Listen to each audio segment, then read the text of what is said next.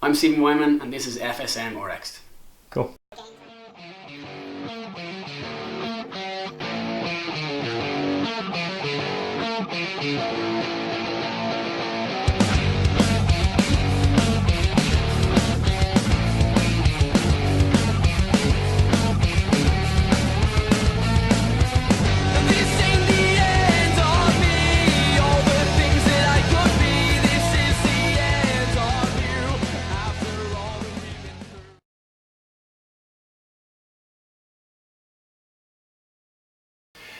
Hey guys, welcome to FSM RX'd. I'm here today with Stephen Weinmann from Performance Therapy Ireland, and we're going to talk about training, weightlifting, catalysts, Stephen's history, the coaches that he's worked with, the clients that he has, and just pretty much everything that's going on in Ireland regarding CrossFit and weightlifting.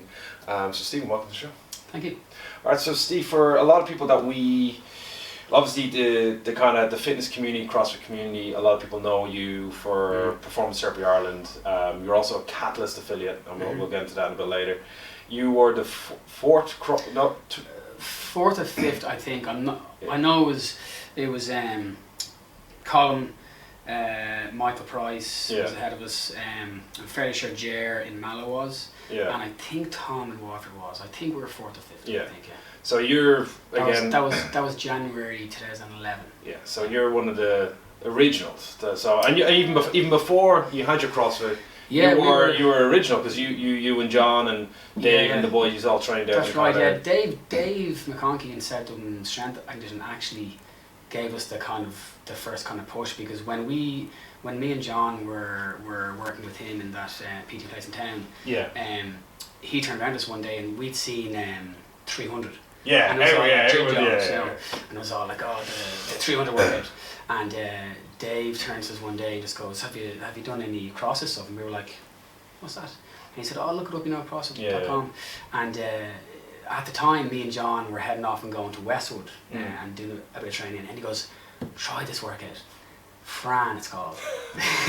So we were like, yeah, grand, like 42 kilos, pull-ups is fine. Your man can do it in 3 minutes, sure. Two of us literally shared a bar and shared a pull-up bar, and I'd say about 14 minutes later, two of us were in pieces. Yeah. But yeah, that's how it started, yeah. So like from the kind of the 2008 when CrossFit was still kind of a new relative concept. When I started kind of trying out CrossFit again, what's CrossFit? What's this? This you can't do this every day, kind of thing.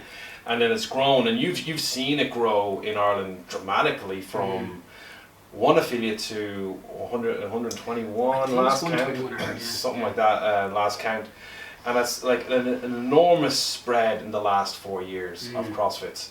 But again, before that, so like you've had PTI now 4 years. 5 years in January. Well, 5 years now. 5 years now. You're coming into your 5th year. So, and you've grown like a kind of really good reputation with your programming. You've studied under like kind of, I don't know what to say. Me talking like the people that you've studied under. Yeah. Like when I first met you I was covering for John.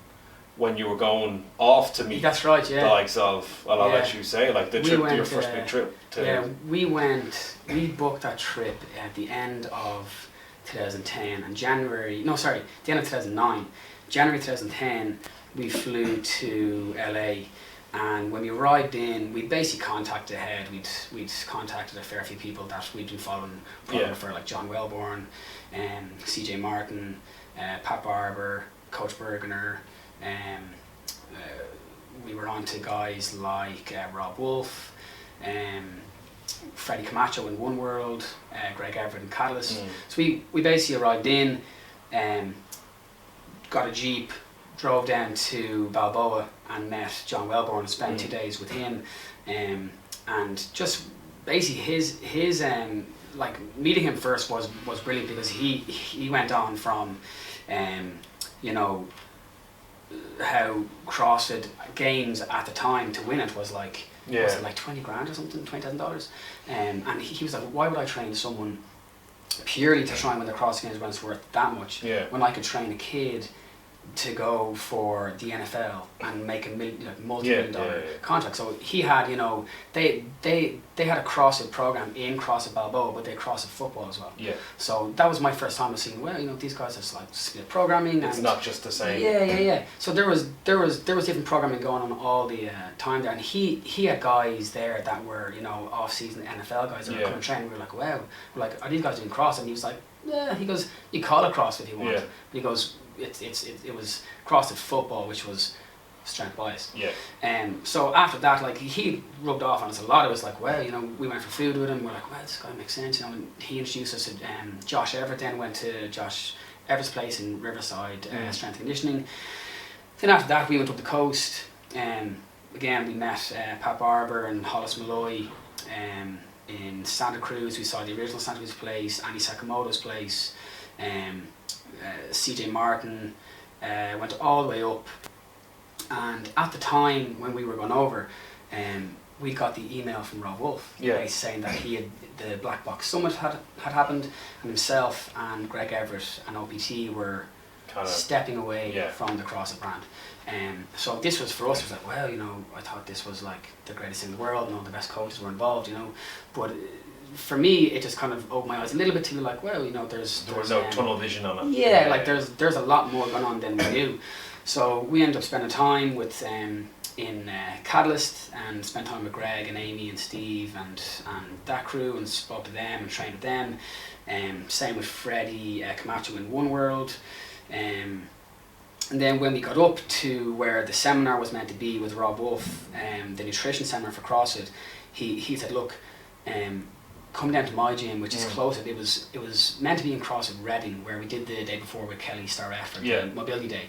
That was fun, and that was on a Saturday. And then the next day we went down to CrossFit NorCal instead, and half the people stayed in CrossFit Reading to get their CrossFit nutrition cert, and then half the people went to Rob Wolfe, but his place was packed because it was the first ever Rob Wolfe Paleo Nutrition Cert.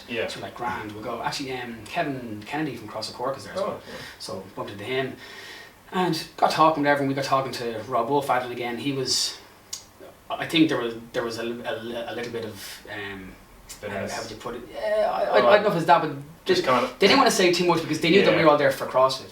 But you know, they're saying, look, you know, this is what it is, and this is what I wanted to present, but I couldn't present it. This is what you guys want to get. So we said, great. Spent time with him, and then after that, we made like I think we drove like 24 hours from NorCal down to Coach Bergner. And we stayed with him for 3 or 4 days, and there was a few other heads were there. I think Pat Barber and Tamarin came along and trained then as well. And then we all went down to Invictus again. So it was great, and spent a ton of time with everyone. And the final week was with Ripto. That was his 3-day starting strength seminar. That was actually a really good seminar. Like, it was very well structured. John Schaefer from Grey School Barbell was a platform coach at it. Justin Lasek from 70s Big. And he was a Grey School Barber. They were an affiliate. They were an affiliate. Because I remember one day he wrote the big article. Big letter, that was one of the big things I seen. I was like, you're leaving CrossFit? Yeah. What?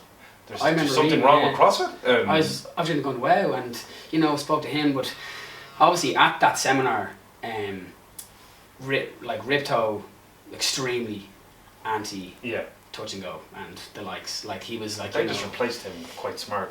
Yeah, quick smart. But no, Ripto, very intelligent man, extremely good barbell coach. Schaefer was great. Justin Lasek, Steph Bradshaw. It was a great seminar. But I definitely came home from that trip, and like myself and John on the plane, like really sitting there going, this is. It's really changed my view on what I want to actually do when I come back. So when I came back, I went about putting in place the affiliation for CrossFit North Dublin, which most people don't know that is actually a sort of sub name. But like, I've always pushed Performance Therapy Ireland because, you know, looking at Grey School Barbell, looking at Wichita Falls Barbell Club, looking at Catalyst Athletics, OPT, all these people were CrossFit affiliates, but they just had their own brand. So for me, it was like, well, that just makes sense for me to build my own brand and then progress it over time. And we still have CrossFit programming, and that was still the majority of our membership. But we have a lot of people who come to us who just don't want to do CrossFit. They want to be a weightlifter, or they want to train as, you know, they're a Gaelic footballer and they need to just get stronger and more flexible and build power, you know, and endurance. Same as people come to us who go, look, you know, I primarily want to lose weight and look better naked, and that's a perfectly good goal, just as well as someone, like I said, wants to pull 200 kilo deadlift. It's a goal, and for me to say, you know, we're all doing Fran today is just not what they need. So we've always put in place that individualized programming within the group setting, and it's always worked. So for us, it's been the right move for us from the start. And you currently now, again, people that watch the show who are into CrossFit or are CrossFit affiliates, it's one program and everyone comes in and does that program. But I think it was assigned, was you 5 different types of programming that people can kind of, we would have our CrossFit programming, but within the CrossFit programming, we were, I actually spoke to CJ Martin about it, and I said, you know, this sounds great, but they do fitness performance competition. It's the same as us. You can call it novice, intermediate, advanced if you want, but it's basically the kind of tiered levels. Yeah, and it's the team with which that individual needs. Like we have guys who are 5 years with us, we have guys who are 1 year, and we have guys who are 1 week. So, you know, we're not going to teach, you know, if someone's doing, you know, goblet squatting in fitness, and someone's doing back squatting in performance, and someone's doing snatches in comp, like they're still doing double leg work, you know, so it's still relative to what they actually need and their goals. So some people want to stay in fitness programming forever, and that's fine. Like they don't want to learn the Olympic lifts, which is cool. Well, that's what we did. We did with that, like when we first opened up, we kind of had a broad program. Now it's boot camp, and we have guys that would do really well in our main programming, but they love boot camp. That's what they want. They want to come in, or they don't want the community, don't want the social. They want to come in, sweat, go home, feel good. They put in the work. And it works. Then we have the weightlifters. There's guys on our new strength program. Same thing. It's like, I don't want to do a 20-minute AMRAP where I have to do burpees over a box, or sprint, or do cowbell swings. I want to lift weight. That's all I want to do. Is that okay with you? I don't care if I have a bit of a stomach. I don't care about this and that and that. I want to get stronger. And if I said no, if I didn't put anything in place, I would lose them to the guy down the road. So why not have it? You know, we have, from the very beginning, we had CrossFit, we had strength conditioning, and we had senior strength and mobility, which was like my folks, like 55 and older, and they need, you know, restore good movement, stay independent, stay healthy. And just as the years went on, field athlete just became strength conditioning, because half the guys were field athletes and half the guys were like people who came from CrossFit and went, I want to do strength programs. And so fine.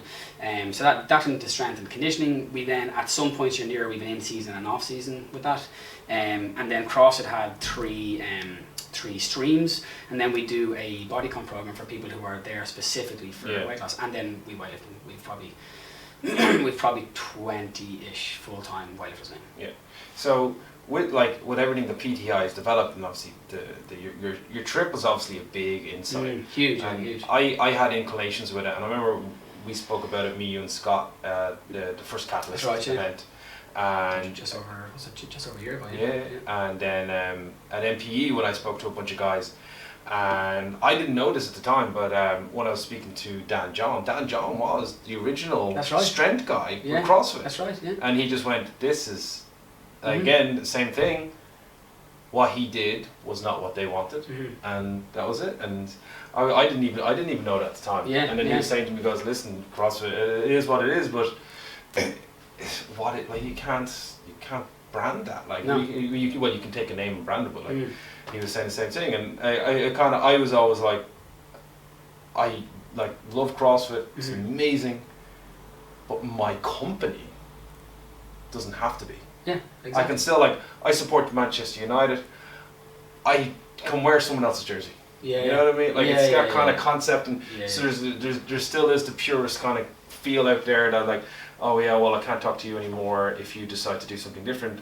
But like you've had this concept before. Most people have started, and you can see the trend. I see the trend that's happening in Ireland at the moment, especially with CrossFit. People on the border, will I stay affiliated? Will I not? Renaming their company. to different, like we are such and such, That, plus like, CrossFit. Dual branding, yeah. Like FSM, we're FSM, Yeah. FSM Bray now, officially.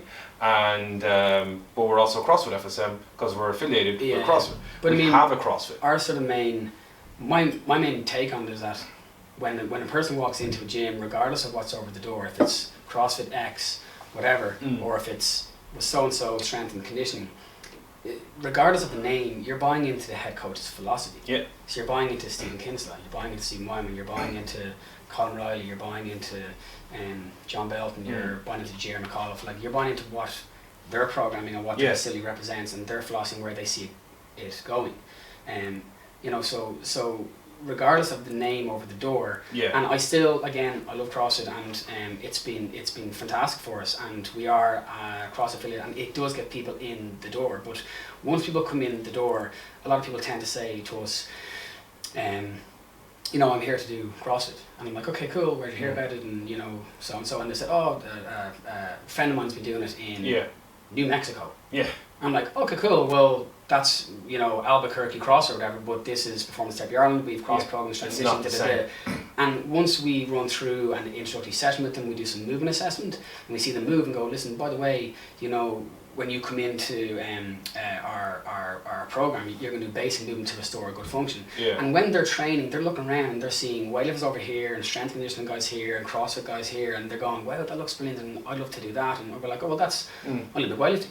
And they go, oh, well, I just kind of thought CrossFit was just, you know, everything. And I go, well, you know, they're different programs, but if you want to do, you know, weightlifting and conditioning work and build gymnastic ability, you know, that's CrossFit. But if you want to specifically focus on weightlifting, then you know, we can go into a weightlifting program if we think that you're ready for it. But most of the time, people need to do basics first anyway. But at least it gives them a broad view of things, and not saying, well, you know what, this is the workout of the day, and you have to do this. You know? And that's like, I found, like, I left training in a CrossFit because I wanted to weightlift, but I only knew about weightlifting because I was in a CrossFit. Exactly, And then I went back to CrossFit, and I still, weightlifting's kind of like, I'm not a good weightlifter, but I love weightlifting. Because I just think you have to focus, you have to work at it. Exactly. And it's great, and the days when it happens, like, it's those days, and you're like, if I could just repeat that. But for CrossFit has done that for so many people, to branch out to Olympic weightlifting, to more like even endurance sports and powerlifting. Like, powerlifting's growing rapidly. Gymnastics is getting a good starting to get good side feed now from like, you know, people looking for adult gymnastics classes now because they learn to handstand and walk on hands. Now they're going, well, I'd love to actually see how far realize, it like, takes, at 33 or 34 years of age or 40 years of age, like, there is a possibility you can still do a backflip if you put in the right training and have the right coach to help you and stuff like that. And we're going to touch on that in a minute. We're going to take a quick break, and we're going to come back with show 2. We're going to go into kind of more about weightlifting, and we're here with Stephen Weinmann, and catch you back in a few. Hey guys, if you enjoyed the show, head over to our YouTube channel, click the subscribe button, and you can get all the latest information from FSM, FSM RX'd, and our Q&A show, Coffee Topics. Follow us on Instagram, where you can find the daily goings on of all our members, coaches, and athletes, and see what we're getting up to. And head over to Facebook, FSM Bray, give us a like and a share, leave a 5-star review, and you'll get all the latest information on our upcoming events and shows coming your way.